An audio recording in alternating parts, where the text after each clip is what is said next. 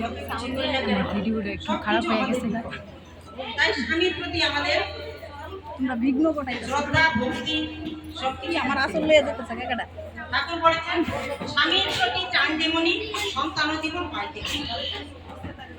তাই আমরা স্বামীকে সবাই শ্রদ্ধার চোখে দেখতে হবে। আর স্বামী যদি আমরা পদে পদে দোষ ধরি তাহলে সন্তানও সেই দেখে দেখে তাই শিখবে। সন্তানকে আমরা যতই বড় করতে চাই না কেন সবার আগে আমাদের মায়েদের শ্রদ্ধাশীল হতে হবে, সৃজনশীল হতে হবে, বিনয়ী হতে হবে এবং আমাদের চরিত্রের মধ্যে যতগুলি বৈশিষ্ট্য আছে সেই চারিত্রিক বৈশিষ্ট্যগুলি ফুটিয়ে তুলতে হবে। না হলে আমাদেরকে দেখে সন্তানরাও তাই শিখবে। প্রথমে আমাদের বাড়িতে শ্রদ্ধার চাষ করতে হবে। আমরা যদি করিয়ে দেখাই সন্তানদের তাহলে ওরা দেখে দেখে শিখবে। শ্রদ্ধার ভক্তি দুই ভাই, একটা আসলে আরেকটা আসে।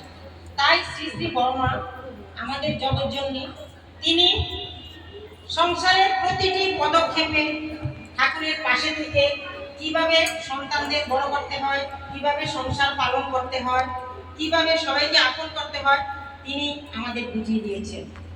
তাই আমাদের মা জগতের মা, জগৎজননী সবসময় সব কথা স্বামী যা বলতেন তাই তিনি শুনতেন।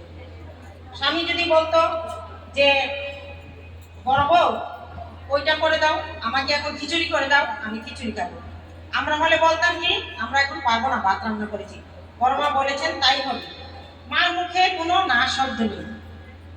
আর ঠাকুর বলেছেন না সুন্দরী বধূ যার হয় না যার শালা, অলক্ষিতার ঘরে এসে সব করেছে কালা। তাই আমাদের সবার আগে আমরা নিজেরা যদি কোনো কাজ করি তাহলে আমরা বিরক্ত হয়ে যাই আর একটা কিছু অর্ডার আসবে। আর মা ছিলেন আমাদের বিপুল। মা প্রত্যেকে সুখ দুঃখের সঙ্গী ছিলেন। মার একবার পুরুস্তম্ভ হয়েছিল, অনেকগুলি সেটাতে গর্ত হয়েছিল।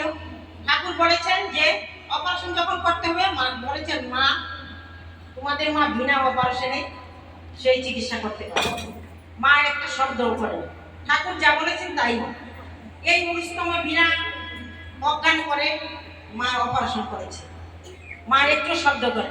তারপর ঠাকুর বলেছে যে বড় বৌমা ডাক্তারি থেকে ঘি ভাত খাইয়ে দাও রান্না করে। মা ঠিক সেই পাটা নিয়ে রান্না করে ঠাকুরকে ডাক্তারকে খাওয়ালো।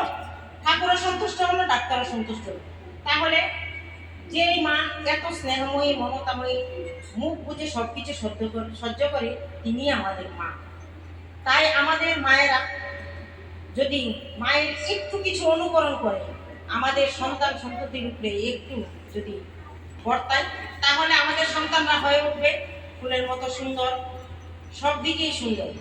যেমন কেউ দেখলে বলতে পারে যে ওই মাটা অমুকের মা, ওই বাবাটা অমুকের বাবা। সন্তানদেরকে তেমন করে আমাদের শিক্ষায় শিক্ষিত করতে হবে। সেটা একমাত্র পারে আমরা মায়েরাই। আমাদের মায়েদের সবকিছু যদি ঠিক থাকে, চারিত্রিক বৈশিষ্ট্য ঠিক থাকে, ধর্মের দিকে যদি টান থাকে, দেখে দেখে সন্তানরা শিখবে। ছোট থাকতেই ওদের শ্রদ্ধার কাজ শিখাতে হয়, মায়ের ভক্তি করতে হয়, স্বামীকে ভক্তি করতে হয়, গুরুজনদের ভক্তি করতে হয়। তাহলে ছোট ছোট বাচ্চাদেরকে বলতে হয় যে তোমরাও ভক্তি করো, আমি ভক্তি করেছি, তোমার বাবাকে ভক্তি করো, তোমার ঠাকুমাকে ভক্তি করো, সবাইকে বাড়ির গুরুজন যারা আছে ওদেরকে ভক্তি করো।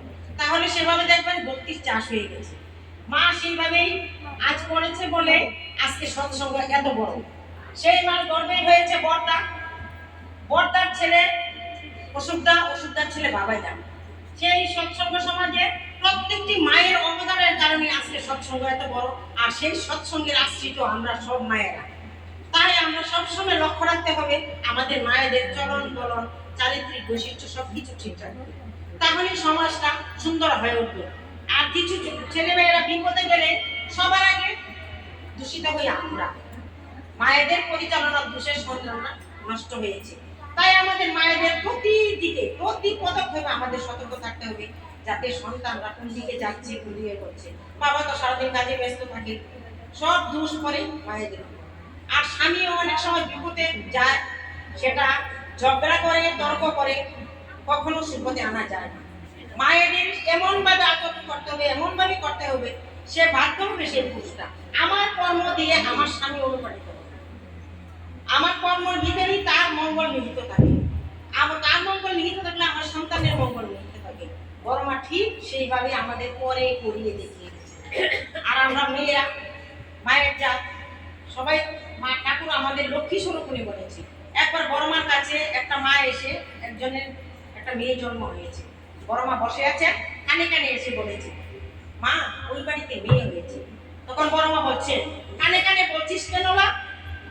মেয়ে হয়েছে কি হয়েছে? মেয়ে তো ঘরের লক্ষ্মী, প্রথম মেয়ে হলে ঘরের লক্ষ্মী আসে, তাই মেয়েদেরই মা এত সম্মান দিতেন। ঠাকুরও মায়েদেরই প্রথম সম্মান দিয়েছে।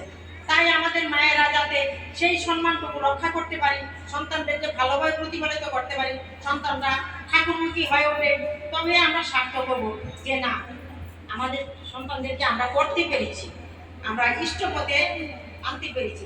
এই যে ছোট ছোট মেয়ের আজকে আলোচনা করছে, তাদের মায়ের অবদান আছে বলেই তারা এইভাবে ঠাকুরের চরণে আশ্রিত হয়ে তারা এইভাবে সুন্দর করে আলোচনা করছে।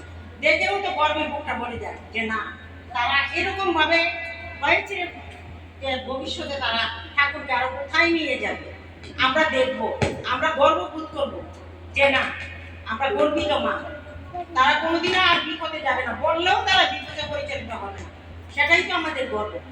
তাই আমাদের মায়েদের ইষ্টমুখী হতে হবে, ইষ্টর দিকে পরিচালিত হতে হবে, তবেই আমাদের সংসার সুখ শান্তি আসবে, আমরা আমাদের সংসার ফুলে ভেবে উঠবে, আমাদের ভবিষ্যৎ প্রজন্ম ঠাকুরের দিকে আরো এগিয়ে যাবে। এই বলে আমার আলোচনা শেষ করছি। খুব সুন্দর ইষ্ট প্রসঙ্গ করলেন আমাদের কালিমা।